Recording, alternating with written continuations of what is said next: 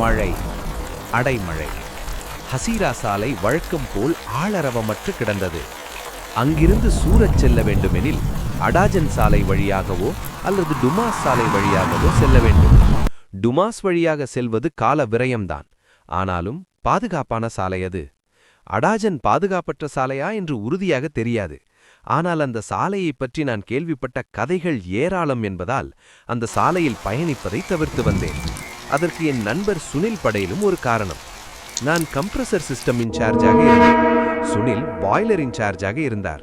இரவு 7 மணிக்கு பின்பு 2 பேருக்குமே வேலை இருக்காது. 1 மணி நேரத்திற்கு ஒரு முறை வெறும் ரீடிங்ஸ் எடுப்பது மட்டுமே வேலை. பாய்லர் அறையும் கம்ப்ரஸர் அறையும் அருகருகே இருந்ததால் நான் அவர் அறைக்குச் சென்று அமர்ந்து கொள்வேன். இருவரும் ஏதாவது கதை பேசிக் கொண்டிருப்போம். அப்படியே நாங்கள் நண்பர்களாகிப் போனதால் அலுவலகம் வரும்போது மதியம் 1:30 மணிக்கு அவரை பிக் செய்து கொள்வேன். முதலில் நாங்கள் சேர்ந்து பயணிக்கும் போது ஹசீரா, அடாஜன், டுமாஸ் 3 சாலைகளும் சந்திக்கும் இடத்தை அடைந்தபோது நான் ஏன் அங்கே ஏதும் வழிப்பறி நடக்குமா என்று அப்பாவியாக கேட்டேன். சப்தமாக சிரித்த அவர், பேய் இருக்கு என்றார். எனக்கு அதிலெல்லாம் நம்பிக்கை இல்லை. அதனால் அவர் சொன்னதை பெரிதாக எடுத்துக்கொள்ளவில்லை.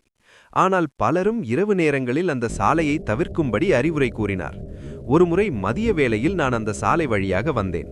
அன்று சுனில் விடுப்பில் இருந்தார். அடாஜன் சாலையில் பால்பாட்டியா அருகே வந்ததும் கார் பஞ்சராகிவிட்டது. காரை ஓரம் கட்டிவிட்டு ஸ்டெப்னியை எடுத்து மாட்டினேன். யாரோ காரின் முன்கதவை திறந்து கொண்டு உள்ளே ஏறியது போல் இருந்தது. வேகமாக முன் சென்று பார்த்தேன். யாருமில்லை. சுற்றும் முற்றும் பார்த்தேன். ஆள் நடமாட்டம் எதுவும் இல்லை. மீண்டும் பின்னாடி வந்து ஸ்டெப்னியை டைட் செய்ய முற்பட்டபோதுதான் ஸ்டெப்னியும் பஞ்சராகி இருந்ததை கவனித்தேன். நான் வெளியே எடுக்கும்போது ஸ்டெப்னி நன்றாகத்தான் இருந்தது. அருகே ஏதாவது பஞ்சர் கடை இருக்கிறதா என்று தேடிக்கொண்டு சென்றேன்.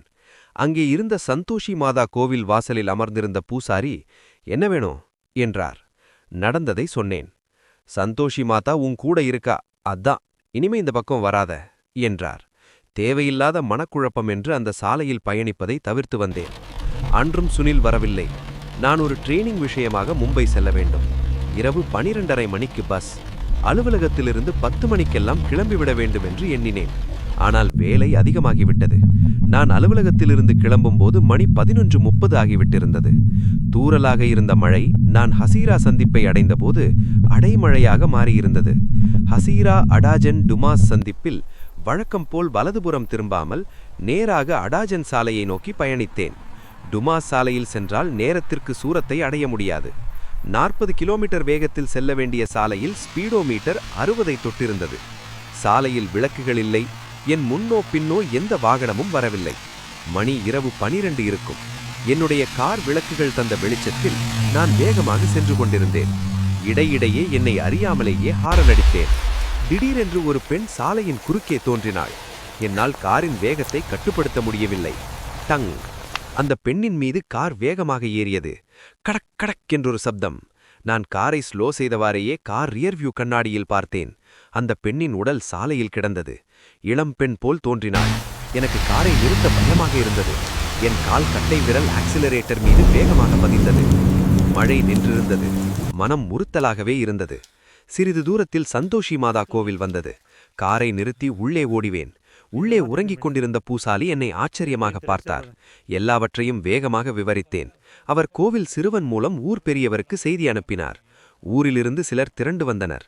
அதற்குள் அங்கே ஒரு பெட்ரோல் வண்டியும் வந்திருந்தது.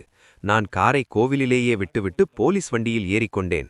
ஊர் பெரியவரும் இன்னொருவரும் என்னுடன் ஏறிக்கொண்டனர். முன்னிருக்கையில் ஒரு போலீஸ் அதிகாரி அமர்ந்திருந்தார். நாங்கள் எல்லோரும் சேர்ந்து நான் சொன்ன இடத்திற்கு சென்றோம். எந்த இடம்? போலீஸ் ஓட்டுநர் வினவினார். புல்கா விகார் ஸ்கூல் கிட்ட நான் சொன்னேன். இந்த இடத்துல 2 பெரிய மரம் இருக்கும். நான் சொல்லிக் கொண்டிருக்கும் போதே வண்டி அந்த மரங்களின் முன்பு நின்றது. நான் அந்த மரத்தாருகே சென்றேன். சாலை காலியாக இருந்தது. இன்னும் சில ஊர்க்காரர்கள் அங்கே இருசக்கர வாகனத்தில் வந்து இறங்கினர். இருபுறமும் எல்லோரும் தேடினோம். அங்கே ஒரு விபத்து நடந்ததற்கான அறிகுறி எதுவும் இல்லை. எல்லோரும் தங்களுக்குள் குஜராத்தியில் பேசிக்கொண்டனர். லுக்ட் லைக் என் யங் கேர்ள். நான் இங்கிலீஷும் ஹிந்தியும் கலந்து அந்த போலீஸ் அதிகாரியிடம் பேசினேன். அவளை அந்த சாலையில் பார்த்தேன் என்று உறுதியாக சொன்னேன்.